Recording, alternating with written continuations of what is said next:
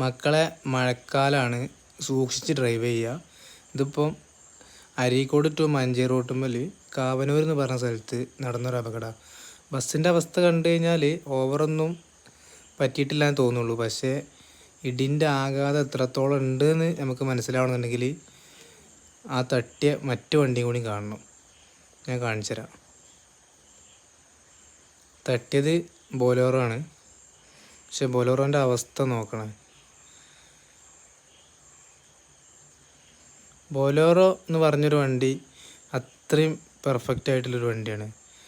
ആ വണ്ടി ഈ കോലത്തിലാവണമെന്നുണ്ടെങ്കിൽ അടിച്ചതിൻ്റെ ഒരു സ്പീഡും അവരുടെ സ്പീഡും കാര്യങ്ങളും എത്രത്തോളം ഉണ്ടാവും.